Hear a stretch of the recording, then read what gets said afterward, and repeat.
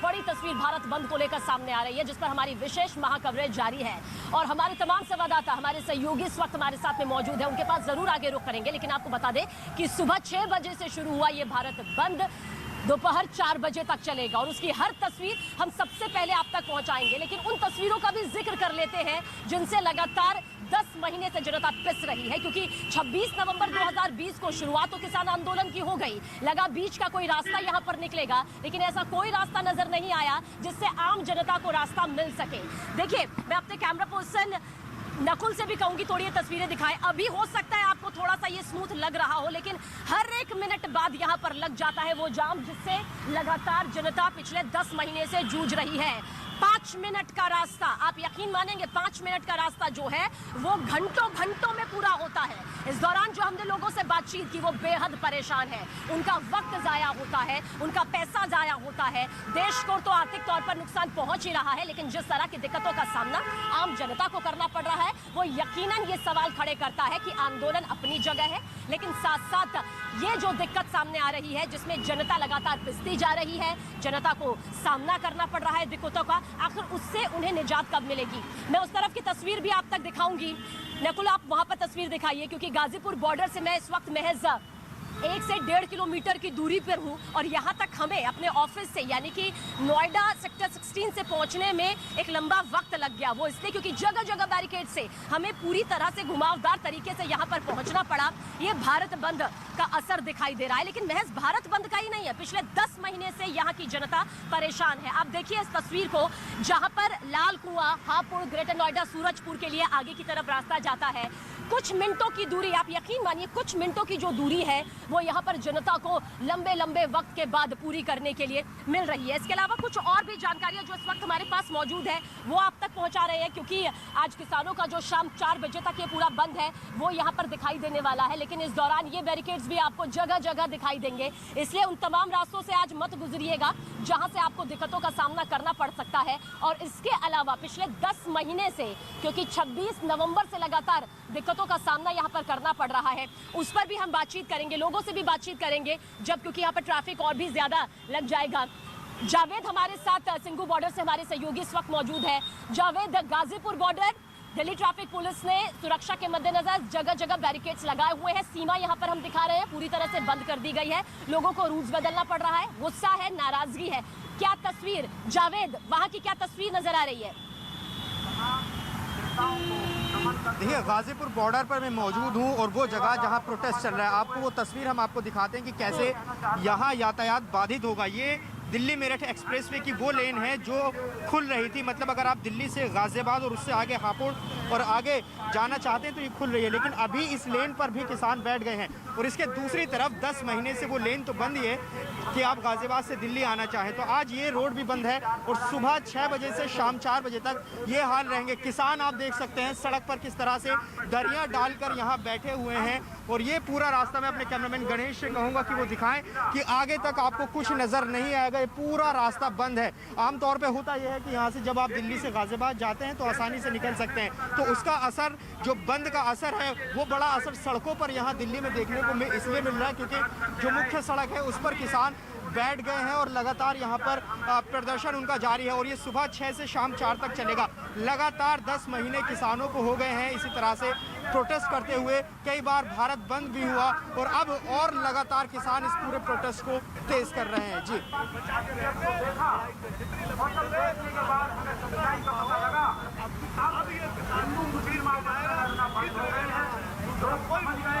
तो किसान नेता राकेश टिकैत ने इस दौरान क्या कहा ये आपको बता देते हैं। लोगों से अपील की है कि वो दोपहर बाद ही घर से निकले। आप सोचिए, रोजमर्रा की जिंदगी के लिए, अपनी रोजी रोटी के लिए जिन लोगों को घर से बाहर निकलना पड़ता है उन्हें यहाँ पर एक एक दिन की कीमत चुकानी पड़ रही है। और ये कोई आज की बात नहीं है, पिछले 10 महीने से ये आम जनता को यहाँ पर सहना पड़ रहा है, झेलना पड़ रहा है। सुप्रीम कोर्ट तक ये कह चुका है, सुप्रीम कोर्ट भी ये सामने कह चुका है कि आपको प्रदर्शन का अधिकार है, किसान अपने अधिकार के तहत प्रदर्शन कर सकते हैं, आंदोलन कर सकते हैं, लेकिन अनिश्चित काल के लिए वो सड़क ब्लॉक नहीं कर सकते हैं। भारत बंद में ये है कि सरकार बातचीत नहीं कर रही और ये भी एक आंदोलन का हिस्सा रहता है। भारत बंद पहले भी हुए हैं, ये तो सुबह से लगा के और 4 बजे तक रहेगा। लोग एक दिन का पूर्ण रूप से बंद में सहयोग दे, यही हमारी सभी लोगों से अपील है। ये जो आंदोलन चल रहा, ये आम जनता का आंदोलन है। एक दिन का समर्थन रहेगा, एक दिन का ये किसान लॉकडाउन इसको समझा वो रहेगा, तो इसमें सब लोगों को मदद करनी चाहिए।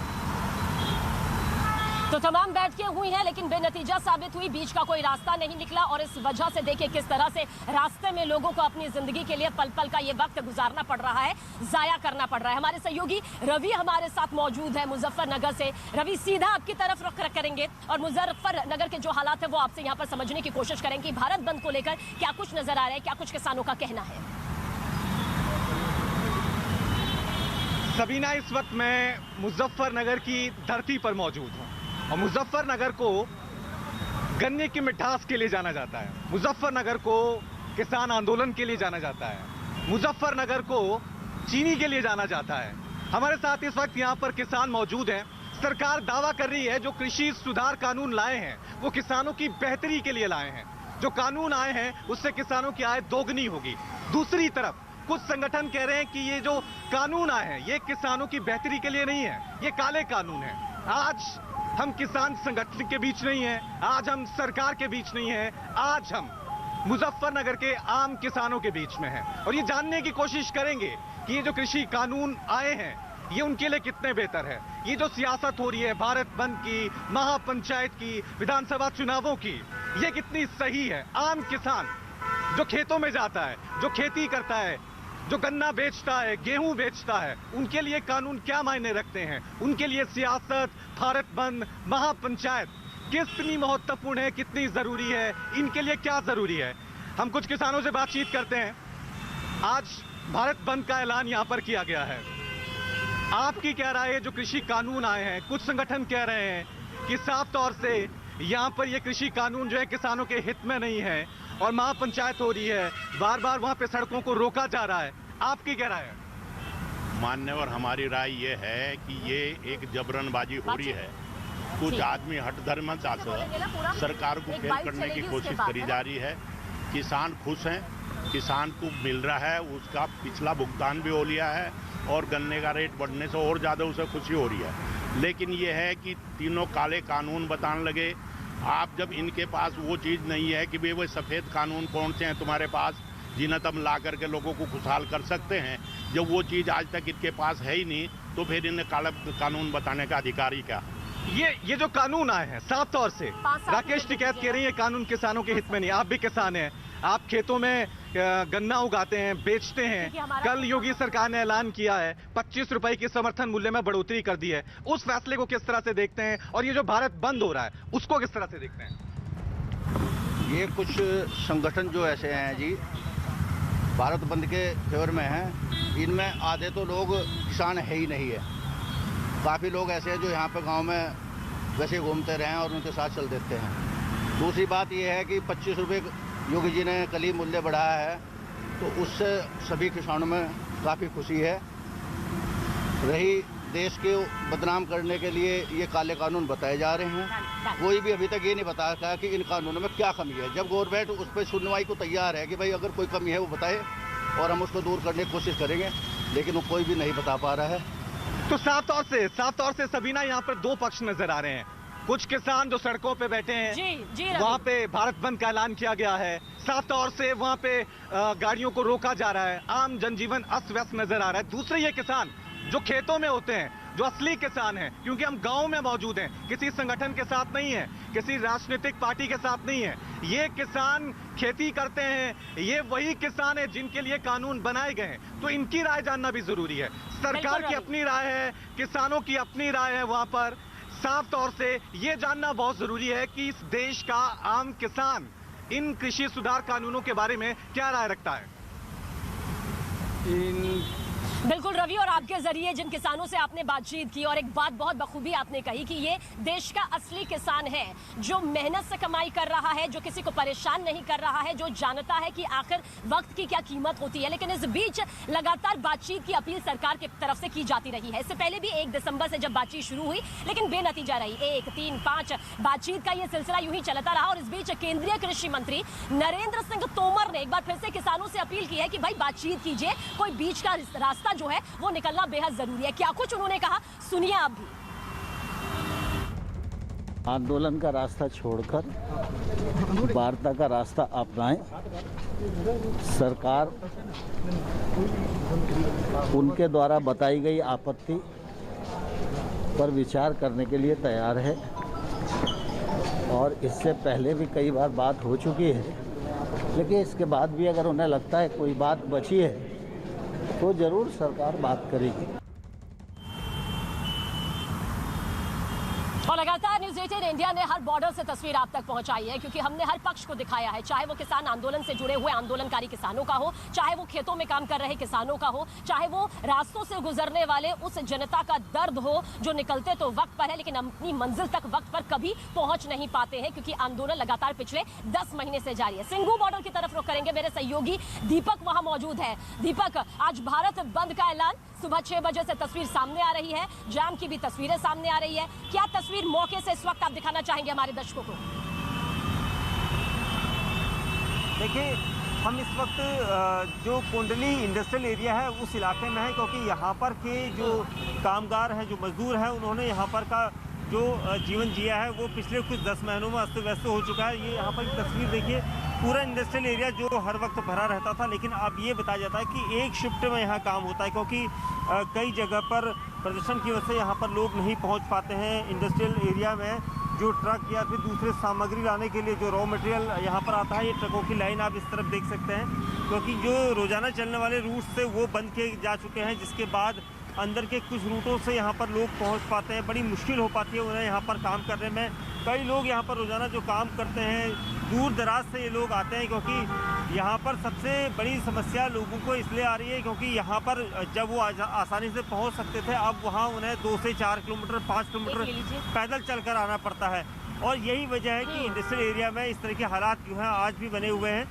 लोग चाहते हैं कि जल्द से जल्द जो किसान हैं वो उनकी बात जो है सरकार से हो, और ताकि इस तरह का समाधान निकले जिससे ये रूट खुलें और उन्हें पैदल ना चलना पड़े। कई लोग यहाँ आते हैं। कहाँ से आ रहे हो आप? ये बेटर कॉलोनी। हाँ, कितना टाइम लग जाता है रोज आने में? यही 10-15। हाँ, ये जो बंद है इससे परेशानी होती है रोज जी। क्या चाहते हो, खुल जाए? खुल जाना। देखिए, काम करने वाले लोग हैं यहाँ पर, और इंडस्ट्रियल एरिया में सबसे ज़्यादा परेशानी है क्योंकि लगभग 1800 के आसपास यहाँ पर फैक्ट्रियाँ हैं, जिसमें 80% लघु उद्योग है जिनके मालिकों को भी यहाँ आना पड़ता है। लेकिन आसपास के इलाके जो हैं इस तरह से रास्ते बंद होने की वजह से प्रभावित हुए हैं, जिसके बाद लोगों को यहाँ पर आने में दिक्कत हो रही है, जिसकी वजह से काम प्रभावित हुआ है। जिनका कहना है कि जो रोज़ाना का करोड़ों का नुकसान जो है उनको झेलना पड़ रहा है। जी,